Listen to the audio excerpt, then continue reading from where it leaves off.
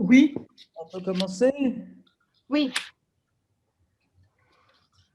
Merci Laura. Bon, bah, Laura, vous m'aidez pour le minutage. Je vais essayer de faire attention.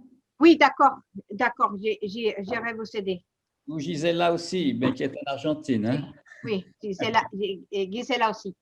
Bon, donc on commence peut-être tout de suite. Je vois Gorana, là, Bula Mananti, qui est psychanalyste à Paris, qui est une des très hautes responsables de la Fondation européenne pour la psychanalyse, qui tient un très beau séminaire à Paris.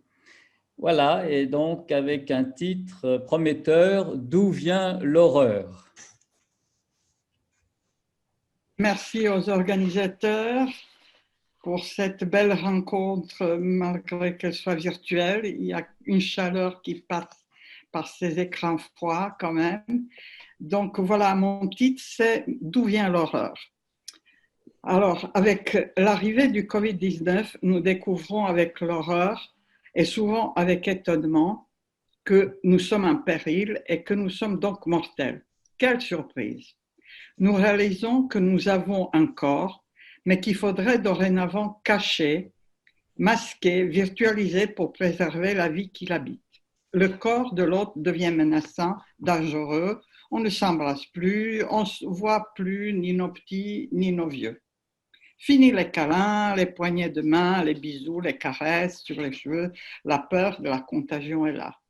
Terminus la belle vie, chacun pour soi, chacun chez soi, passez votre chemin, il n'y a rien à voir, ni au théâtre, ni au cinéma, ni à l'opéra. Les violons de mes patients musiciens, habitués à se produire à travers le monde, se sont tus. Les clarinettes et les violoncelles sont restés dans leurs étuis en attendant des jours meilleurs. L'angoisse est palpable, à couper au couteau, comme un brume épais, difficile à percer. Et on s'écrie, comment est-ce possible? Mais qui l'aurait cru? Mais quelle horreur, mes amis. La phrase que j'entends le plus est j'ai peur, et c'est horrible, horrible, vraiment horrible. Mais d'où vient l'horreur? D'où vient l'horreur? Est-ce qu'elle vient du virus? Son existence est aussi vieille que le monde. Il était là depuis toujours, sous une forme ou une autre, et ça fait longtemps qu'il fauche les vies par milliers. Alors, existent les SRAS, les Ebola qui rôdaient autour de nos existences.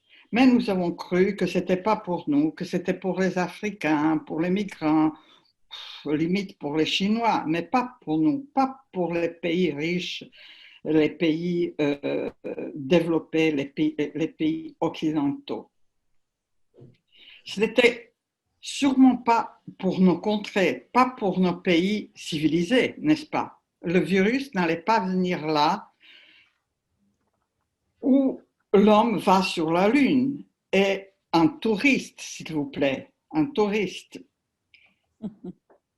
où l'on peut se payer la Lune à défaut d'en rêver et bientôt aller sur Mars, cette boule orange, loin dans le ciel. Mais quel progrès, mes amis! La belle et pâle Lune est tout étonnée, tout intimidée par cette intrusion, peut-être aussi effrayée que les humains ne s'occupent pas. Elle est effrayée parce qu'elle voit que les humains ne s'occupent pas un peu plus, plus de ce qui se passe sur leur vieille terre, qu'ils n'anticipent pas la mort qui rôde et pas seulement habillée en Covid, car elle est bien là pour nous accompagner depuis notre naissance. Mais qui s'en préoccupe de cette mort? Les hommes sont affairés à gagner de l'argent, obtenir de la puissance, augmenter les sommes folles de monnaie destinées à dormir dans les banques et autres paradis fiscaux. L'argent, l'or jaune, l'or destiné à dormir dans les banques, l'or qui est là pour boucher notre vue sur la faucheuse, pour qu'on ne la voit pas, la mort. L'humain amasse dans les pays riches des capitaux indécents, les stocks et les cache, au lieu de les mettre en circulation, au lieu... Gorana, désolé, s'il vous plaît, lis plus lentement. D'accord. Merci. Merci. D'accord. Donc, l'humain amasse dans ces pays au lieu d'utiliser ces tas de monnaie pour la culture, pour l'éducation, pour l'art, pour vivre mieux. Car l'argent accumulé dans une chaussette ou une banque ne sauve pas de la mort. Il donne simplement la possibilité d'acheter des lingots d'or pour dénier l'horreur, cette horreur qui est au centre de la recherche psychanalytique depuis qu'elle existe et que Freud a eu le courage de la nommer angoisse de castration. Je ne vais pas rentrer ici dans différentes phases d'angoisse de castration, celle de la mère, du sujet, des différentes jouissances, etc. On n'a pas le temps, évidemment, même si je parle très vite. C'est dans la préface du célèbre roman Les Frères Karamazov, dont parlait déjà hier Gérard Pommier, qui est un grand théoricien actuel et moderne de la psychanalyse, tout en restant fidèle à Freud et à Lacan, et ce qui est évidemment dans leur concept constant. Mais il y a des choses que nous devons absolument aujourd'hui, avec cette visite de Covid, profiter pour un peu questionner, au moins questionner, pour pouvoir avancer. Donc, Freud parle le plus directement du complexe de castration, c'est-à-dire il dit ouvertement que cette horreur, que cette crainte de féminisation, d'émasculation est au centre du scandale que la psychanalyse amène avec sa découverte du symptôme lié à l'inconscient. Il est la cause de nos refoulements, de nos dénis, de nos forclusions. Freud avertit ses lecteurs que le complexe de castration ne peut être facilement compris par un public non familiarisé avec l'invention de la psychanalyse, car suscitant trop de mal-être par sa seule évocation, on le sait. Or, nous sommes tous soumis à la loi symbolique, donc castrés, féminisés par notre entrée dans le langage, qui nous précède et que nous devons accepter pour vivre. Sans parole, sans langage, pas de vie humaine. Et les enfants à qui on ne parle pas meurent. Mais dans notre vie psychique, le père est l'auteur de la castration de la mère. Pour l'enfant, la mère est la seule castrée des deux genres, car ne possédant pas de pénis valorisé injustement depuis l'éternité comme seul organe noble. Donc la peur de perdre son sexe et d'être une femme est culturellement répandue depuis des siècles et des siècles.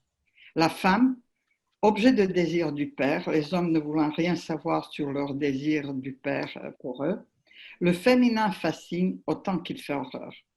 Les petits enfants expliquent la scène primitive, la copulation des parents, comme une scène violente où la femme perd son organe précieux.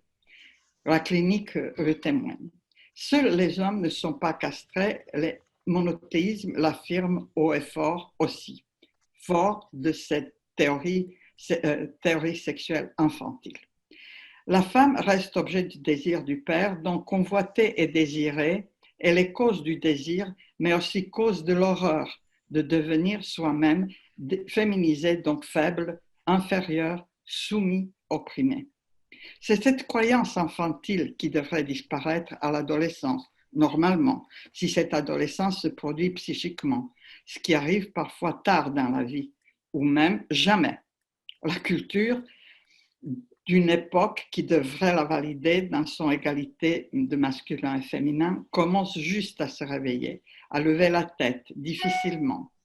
Le pénis érigé à devenir seul organe érectile, le clitoris complètement occulté, les hommes et les femmes qui ont soif du pouvoir cherchent dans la force la confirmation du sexe fort. Freud découvre avec génie l'existence de l'équation pénis-argent, fesses-enfant, où l'argent devient la puissance masculine capable de maîtriser l'autre, de le castrer, de l'affaiblir, de l'humilier et de l'exploiter. Le déni de la castration, l'horreur du féminin font que les fortunes s'accumulent dans le monde, enfermées dans les coffres forts pour qu'il puisse exister des puissants et des pauvres bougres, par le plaisir de perversement maltraiter l'autre comme féminin au lieu de l'approcher et de le reconnaître dans sa pleine humanité. Là, je fais aussi référence à un livre de Gérard Pommier, Féminin, Révolution sans femme.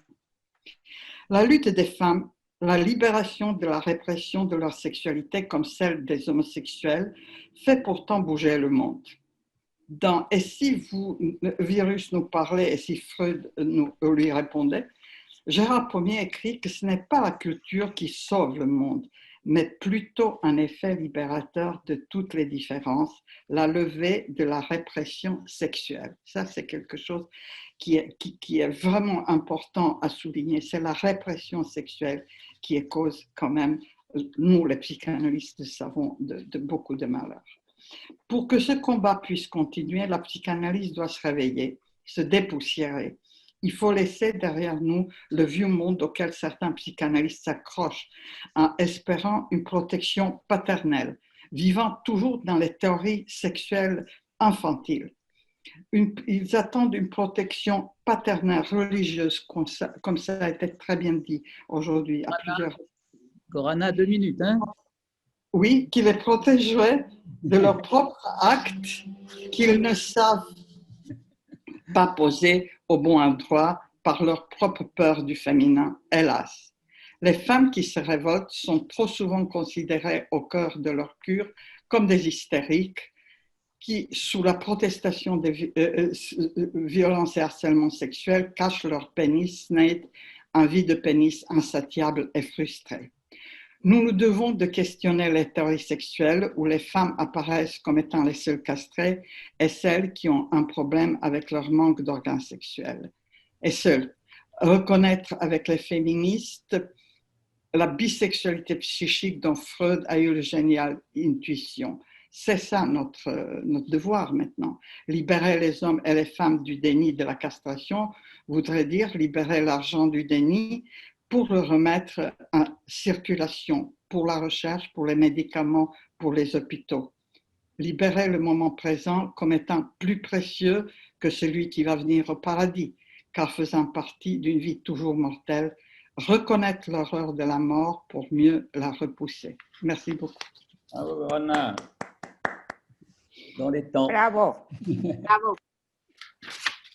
Alors, ensuite, nous avons Norberto Ferreira, qui est donc argentin, et sur le thème aussi du traumatisme et du temps, Tiempo, avec un fil, j'ai lu son texte, un fil qui m'a beaucoup plu, qui est la question du traumatisme au fantasme et retour. Hein? Traumatisme, fantasme, réenchanter la vie fantasmatique, comment faisons-nous? Bueno, muchas gracias. Saludos a todos y a todas. Y agradezco el marco que da la FEP a este encuentro, porque desde hace mucho tiempo estoy en la FEP, casi un mes después de su fundación, hace casi 20 años, y es una de las pocas veces que intervengo desde ahí, es decir, en la FEP. Agradezco en especial al grupo Los Mareados, que son los que han tenido esta idea, creo, y a los organizadores y a todos los que han trabajado para que este encuentro se produzca, se realice. El título, como bien lo acaba de decir, es Trauma y Tiempo, no traumatismo, sino trauma y tiempo. Voy a leer lo más despacio posible porque es un texto corto para que puedan traducir, igual haré las preguntas si las hay. Comienzo. Es necesario creer que la dimensión del inconsciente existe, tanto para su práctica clínica, digamos, como para su transmisión. Esa creencia es necesaria, pero precisa no ser religiosa. Es en este sentido que la cuestión de entre trauma e inconsciente es uno de los puntos cruciales donde se pone a prueba esa creencia. Tanto Freud como Lacan lo ponen como condición para la práctica del análisis. El primero, Freud, diciendo que es en el propio análisis donde alguien puede disponer, tomar esa creencia. Lacan lo dice de otro modo, sin excluir el propio análisis, y lo dice así, parafraseo: hay que creer en eso que sucede allí y que hay un saber hacer con eso que ocurre en ese allí.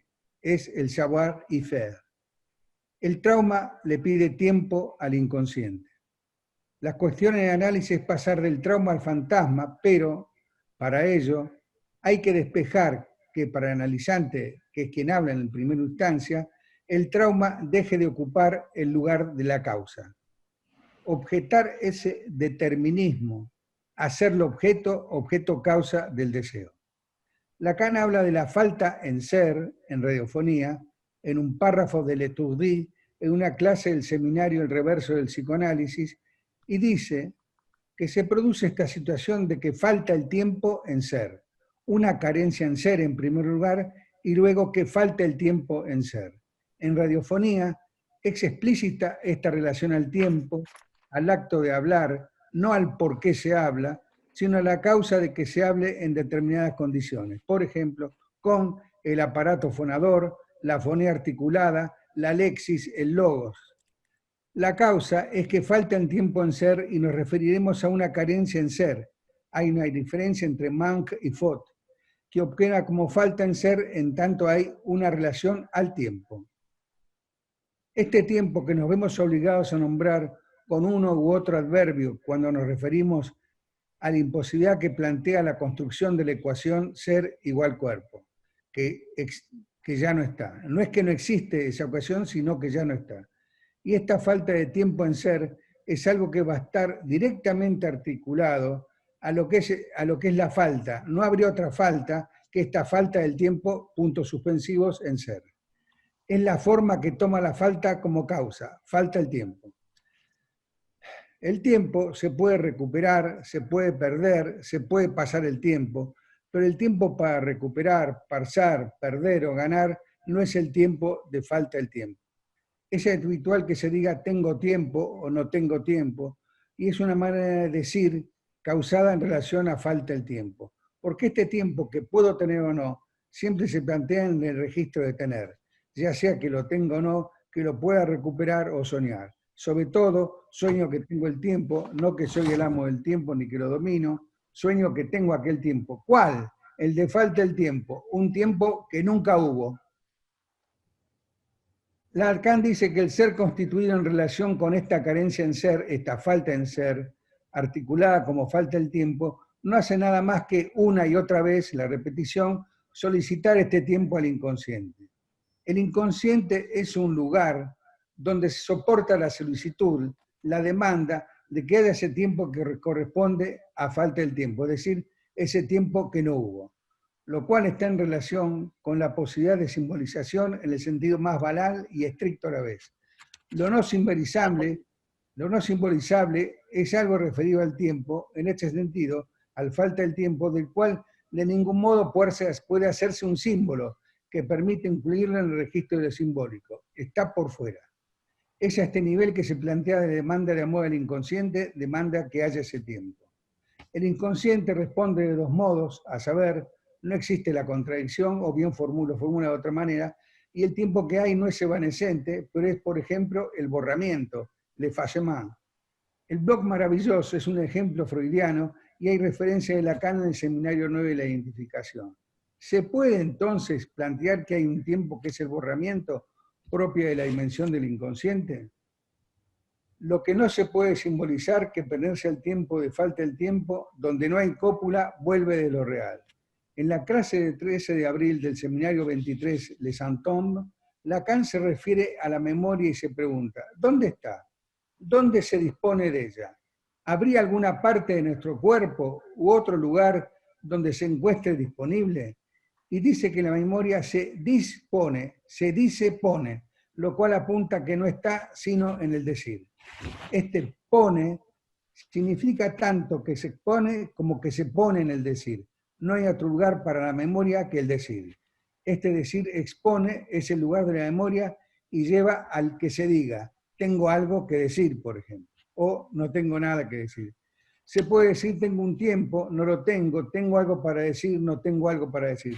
Lacan lo lleva en inglés, I have to tell, y hay un deslizamiento al yo, debo decir, pero significa también yo tengo que decir. El falta en tiempo puede ser una invariante a partir de la cual se considere la operación del tiempo en la constitución del síntoma, donde la palabra pesa, donde el significante hace la función del tiempo. Se puede considerar, por ejemplo, la postergación o procrastinación en la neurosis obsesiva, la falta del tiempo en Hamlet, y así la forma en que interviene este falta de tiempo en la constitución de cada síntoma. Es muy difícil pensar en abstracto este falta del tiempo sin ver cómo opera en la constitución de cada síntoma con distintos ejemplos. ver en la forma que opera por el significante de identificación en la constitución del síntoma. En todo caso, la práctica del lazo social, que es el análisis, es la única que pone en juego falta el tiempo en relación al decir. Se puede suponer que si uno tiene más tiempo puede decir más. Es imposible que no se lo suponga, cuando en verdad no es real. Lo real es falta el tiempo. En ese sentido pensaba en la metáfora, en contraposición con la forclusión. La metáfora es el inverso, crea la dimensión de falta el tiempo y crea de esa manera un tiempo. No es azaroso que el primer ejemplo de la metáfora de Lacan toma es el poema de Victor Hugo, donde se trata del milagro de la paternidad en un tiempo. Norberto, 2 minutes. Sí, ya finí, y crea de esa manera, la metáfora del inverso crea la dimensión de falta el tiempo y crea de esa manera un tiempo. Es importante que no hay simbolización de falta el tiempo y la metáfora no es su simbolización, sino la creación de esa dimensión de falta el tiempo como condición de la castración. Es importante porque ahí la metáfora hay que considerarla en relación con lo real. Es con ese falta el tiempo que se construye el objeto A. Tal como dice Lacan, el objeto A está hecho de falta. Es todo. Bravo. Bravo. Alors, il y a dans le texte, juste dans le texte de Norberto, il y a une phrase sublime hein, qui est à la fin, « Miracle de la paternité dans un temps impossible hein. Hein? Superbe phrase, mérite d'être entendue en situation. Voilà, mais maintenant nous avons donc Daniel Sibony, qui est inutile de présenter, je crois, à la plupart des collègues, qui est donc psychanalyste parisien bien connu, et qui va nous parler donc trauma silencieux et parlant. Voilà, Daniel. Bueno, quizás debido al facto que la mayoría son hablan español, quizás sería mejor que lo hago en español. Voy a solo subrayar algunos puntos del texto que yo he dado, que es que el trauma habitualmente sembra fuera del lenguaje, pero con ese COVID da mucho que hablar. Es más bien hablador, porque cada uno quiere hablar, pero en un modo donde la exageración viene más del hablar que de los discursos, que del virus a sí mismo. La palabrería sobre el acontecimiento se vuelve más pesada que el acontecimiento y a veces casi traumatizante. Pero de verdad, la gente no está traumatizada. Solo son traumatizados los que el evento entra en resonancia con su síntoma o entra en resonancia con su enfermedad.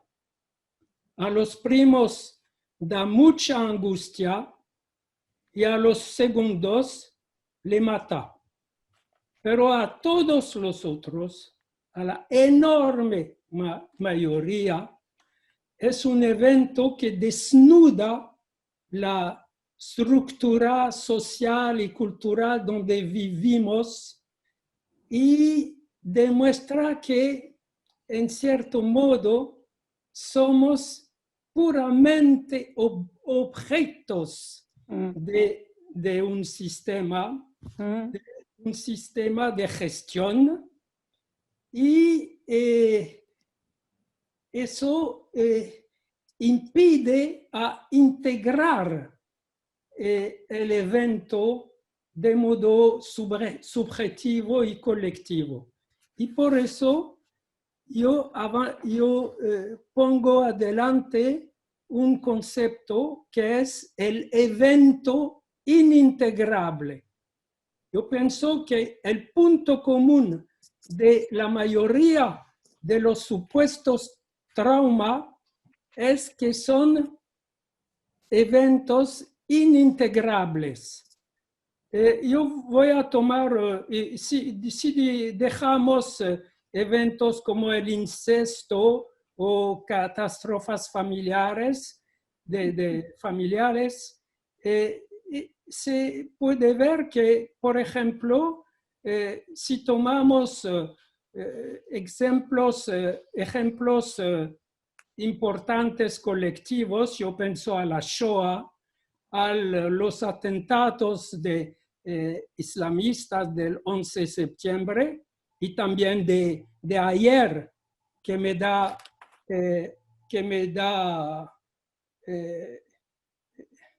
de llorar por ese profesor que ha sido decapitado.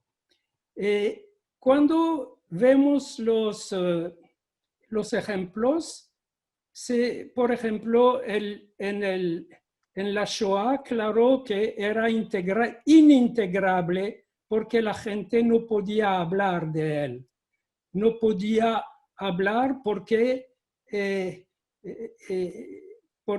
era una cuestión demasiado aguda, demasiado fuerte para los otros, que fueron ellos o sus parientes o sus padres testimonios de lo que se preparaba o de lo que se pasaba.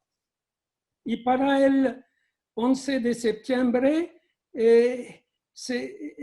pronto hemos entendido que no había que hablar sobre el evento si se corría el riesgo de cuestionar una religión cuyo texto santifica y recomienda la guerra santa contra los infieles.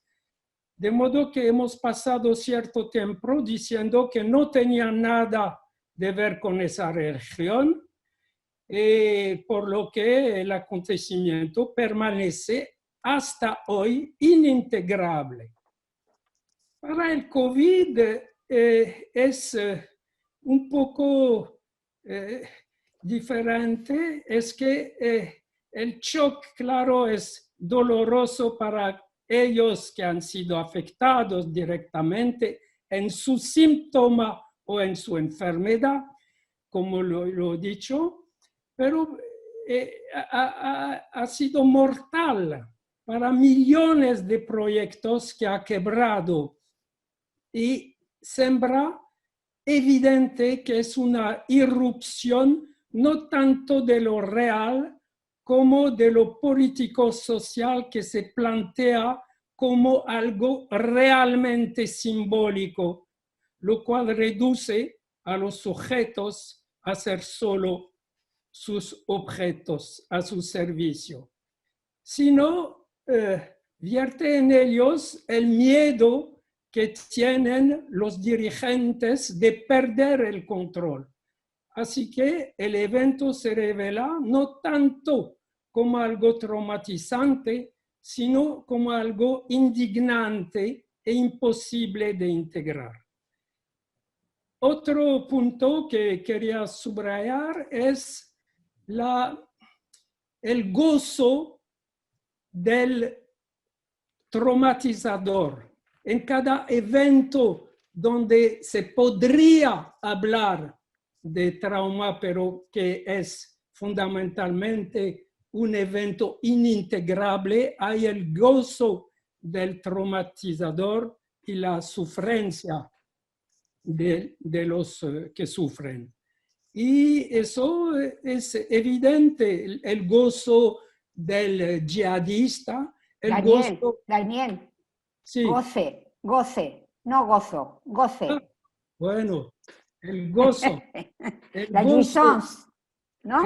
El gozo del... Goce. El goce de los nazis, el goce de de los yihadistas, y con el COVID el goce del poder de gestión, del poder político que quiere controlar, claro, totalmente, y que se prevale de la ciencia, de la tecnología, de la racionalidad, y parece totalmente irracional, y nos da la impresión dolorosa del irracional del racionalismo, y es mucho más doloroso. Pero no obstante, era una ocasión para todos, para nosotros, a vivir ese evento subjetivamente como pueblo, subjetivamente como colectivo durante un cierto tiempo.